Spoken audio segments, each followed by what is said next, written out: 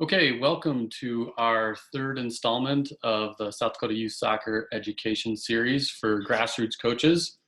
Again, hope everyone's doing okay. I know we're still on our postponement of getting back out onto the field, but hopefully you've been enjoying time with family, staying safe, and spending some time as coaches to educate yourselves through not only this capacity, but hopefully others online or through reading. But either way, welcome back. Today, we are going to discuss how to pick a training session. So before we get into that, of course, that's an important topic, right? So all of us as coaches, when we're doing our preparation with our teams in terms of running practices, which of course we feel like takes up most of our time, there has to be some sort of reason or impetus behind the session that you do choose. Our day and age, there's so many available resources for us as coaches online, on YouTube, different books, videos, different individuals posting things on social media that we can follow. But the question comes down to what is the most appropriate for your team and your players, and how can you get the most out of them in creating these environments that are fun, enjoyable, and player-centered so that they continue to improve and enjoy the game. So we're going to talk about how you might go about picking a training session. And again, this philosophy is based on U.S. Soccer's coach education philosophy, and we're picking out some specific resources and areas from that content. Okay. So we'll start with what's developmentally appropriate and how do you know? So of course, the training session that you might pick for your team and players is going to be different based on how old they are and their ability and quality. So we'll discuss what developmentally appropriate means and what that kind of looks like. And then we'll talk about the U.S. Soccer Grassroots Roadmap as a resource and how it can be a really great tool for all of us as coaches when we are determining how to pick a training session and how we can really focus the player's attention towards a specific training objective. Okay, so developmentally appropriate. So we'll start there. So we're just going to go through each game model, and those game models are 4v4, 7v7, 9v9, and 11v11, and talk about the development goals that are appropriate for each age group and what their needs might be. So again, this is based on U.S. Soccer's coaching education philosophy. So for U6 to U8 players who play the 4v4 game model, what's important to them is the ball. The ball is playing with me, I am playing with the ball. So their focus is absolutely all about themselves and really nothing else other than that. Them and the ball, and they think of it, of course, as a toy. We've heard that saying maybe before as well. Other developmental goals are to learn the fundamentals in game-like situations. So again, we pull out that game-like component that's a part of the grassroots coach education philosophy. And that, of course, needs to be a component of all of our training activities that we do run and is ever present in the 4v4 game model. Furthermore, because this age is an introduction to the game of soccer as a whole, they're going to need to have an understanding of what the purpose of the game is, the structure of soccer, the direction they need to go, what specific rules there are, so that they can learn these fundamental foundational aspects of what soccer is. So their needs in terms of what a training session might look like would be based on activity-based games that emphasize players trying things, being creative, experimenting, and exploring not only what they can do with the soccer ball, but with how they can run and move and change direction, change speed. So really an introductory phase to the player's experience. 7v7, so that's U9 and U10 players. So the difference now as we think about the developmental goals are they're going to think about playing as a team. So of course they're going to continue to think about themselves and the ball, but now there's a bit more structure to the game of soccer because there's more players on the field. Goalkeepers are introduced at this game model.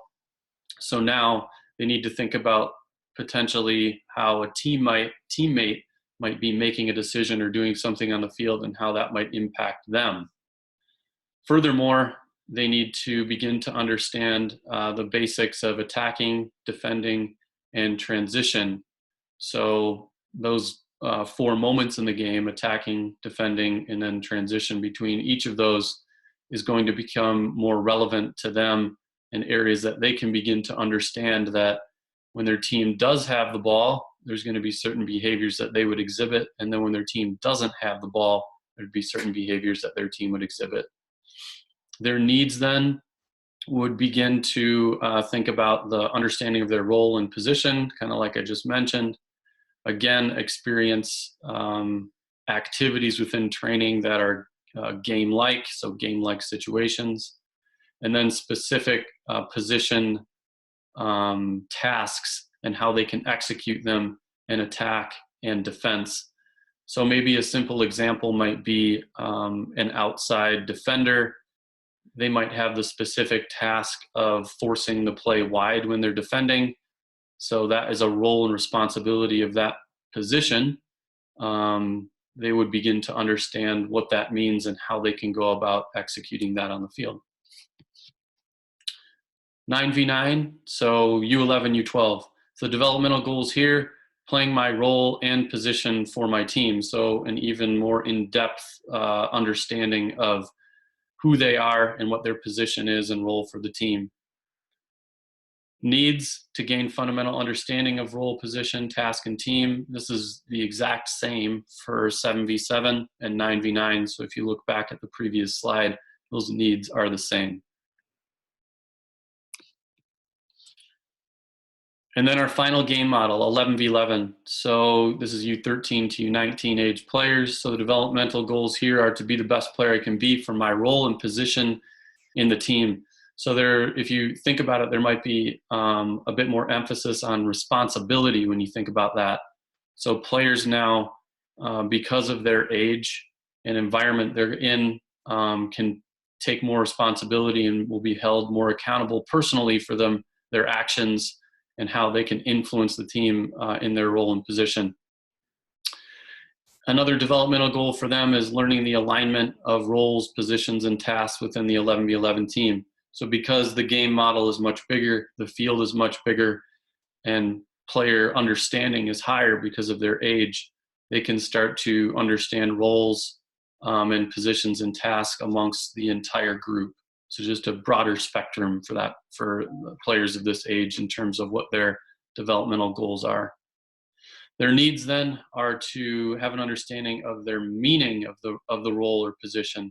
So what does it mean if I decide to run up the field as an outside left defender when my outside left midfielder is holding back? What does that mean to the shape of the team? How will the opponent adjust? How will my teammates around me adjust to help support me? So things like that will start to become what they need in terms of the activities that are run in a training session.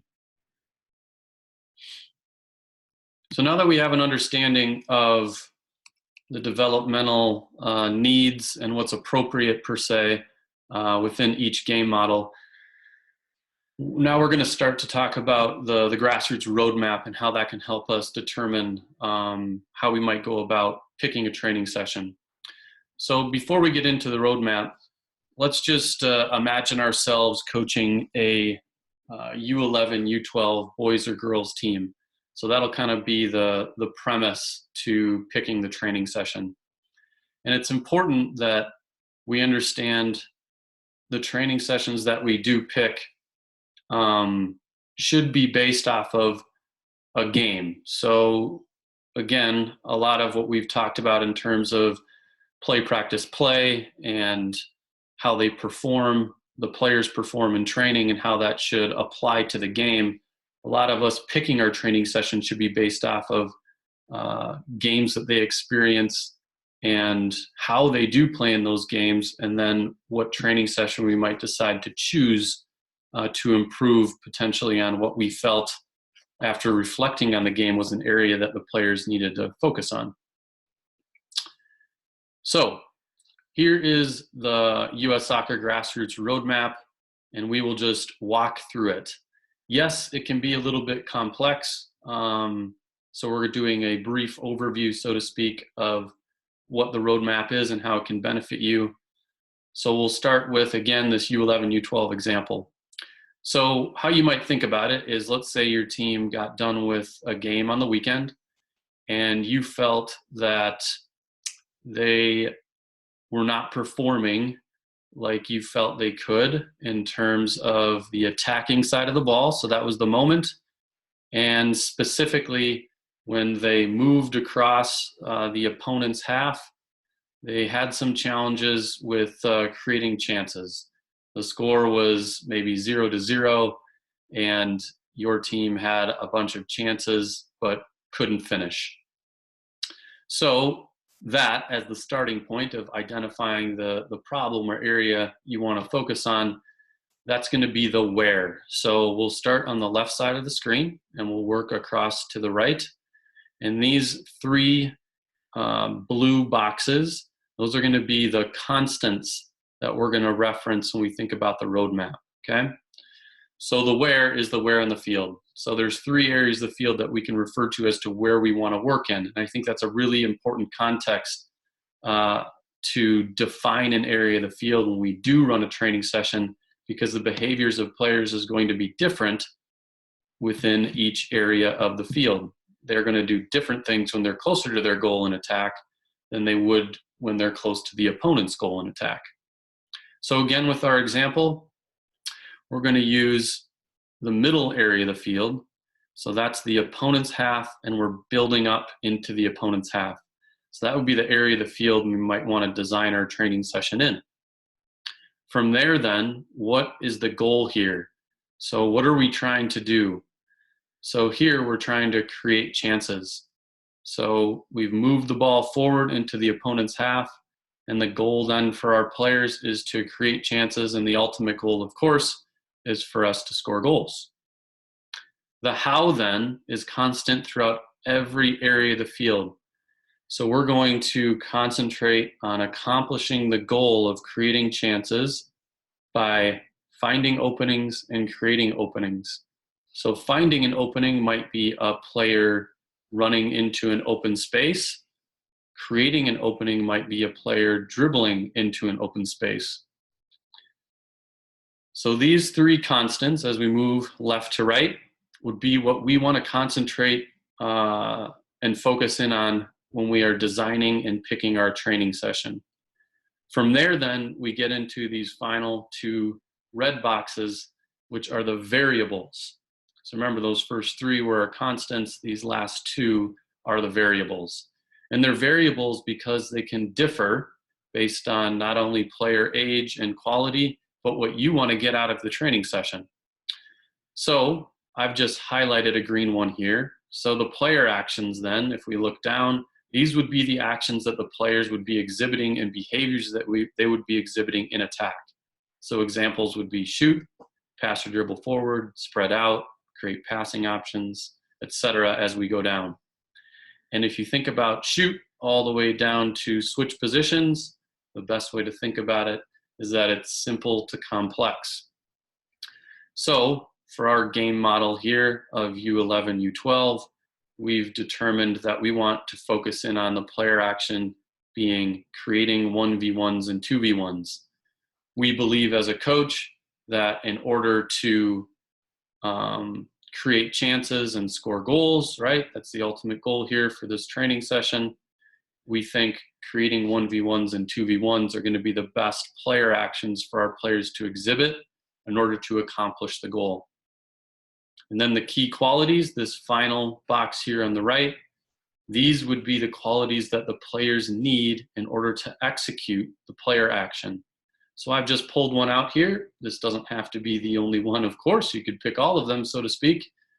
But I've just pulled one out as, okay, the players will need to be able to take initiative and be proactive in order to create a 1v1 or a 2v1.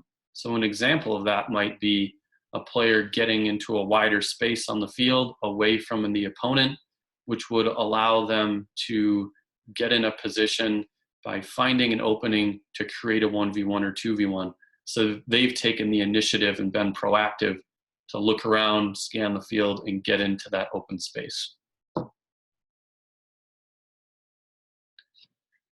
Okay, so that was the attacking roadmap. So it should give you an idea of how you could go about identifying an area of the field you want to work in, what the goals would be within that area, how you would accomplish it, and then the player actions and key qualities needed to accomplish the goal. So within the grassroots philosophy for US soccer, there's 3 training session goals, which really make it simple for us as coaches. So in attack, it's improve scoring goals, improve building up an opponent's half in order to create chances. I missed the word half there. Improve building up from own half in order to move the ball to the opponent's half. So that would be the starting point for us then to say, okay, here's where we want to work on. We chose improve building up an opponent's half in order to create chances. That was the focus of our session. And then the roadmap helped guide us and steer us towards helping determine how we pick that session. And then on the opposite side, so the defending roadmap. So I've chosen an example here. It's really the inverse when you think about it compared to attack. So again, we start with the where. So those 3 areas of the field. The opponent's half, we want to try to prevent the buildup. Our own half, we want to prevent buildup. And then when we are close to our goal, okay? So we've chosen this area to work on. So maybe the example from the game on the weekend was we had some challenges when the opponent was close to our goal. Maybe they scored a few goals or got a few shots on target, and we really couldn't deny those chances. So we're gonna go into our training session during the week, as that's gonna be the area of the field we wanna focus in on. So that's the where, close to the goal. So then why and what is the goal here? What are we trying to accomplish? We want to prevent scoring and deny chances. So that's the primary goal for us in this area of the field, is to prevent scoring, deny chances. How can we do that as we move again along left to right? We need to close the openings. So that's openings to the goal, and keep openings closed, again, to the goal. So once we get through those 3 constants, then we're going to think again about the player actions, simple to complex, moving from top to bottom. So because we've concentrated in this area of the field close to the goal, we want to prevent scoring from the opponent and deny chances. We're really going to focus in on the player actions of protecting the goal, stealing the ball if possible because of how close we are, and then make it compact and even keep it compact. Okay, so those are going to be the primary player actions that we might focus in on in this area of the field.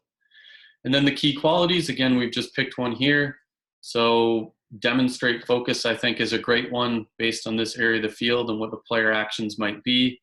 Because, of course, when the ball gets closer to our goal, we can feel anxiety and pressure and get nervous. So can we have the players exhibit demonstrating focus in this area to help them execute the actions of protecting the goal, potentially stealing the ball, and making it compact. That is the defending roadmap. And then the 3 training session goals on the defending side are just the inverse of what we saw on the attacking side. So improve preventing the opponent from building up in their own half, improve preventing the opponent from building up in our half, and then improve preventing the opponent from scoring. And we chose, in our example, this as the training session goal, improve preventing the opponent from scoring. Okay, so deep breath. I know that's a lot of information, and it's great that we're, of course, recording these so you can go back and walk through the roadmap again, or think about the constants and variables and how they differ. So hopefully this was a useful tool for you in terms of how you might go about picking a training session. And just some final takeaways for us as we close out this presentation is practice writing a training session. So once we identify that this is what we want to work on, right? Area the field, what the goal is, how we can accomplish the goal, what the player actions might be, and then the qualities the players need to execute player actions, then we can design and write our training session. So I'd highly encourage all of you to take the time, especially while we're here at home and looking to improve, is to spend time writing training sessions. So you can access training session plans, blank ones, online. And if you're a part of the Learning Center through US Soccer, those resources are in there with blank PPP training session plans for you to practice writing them.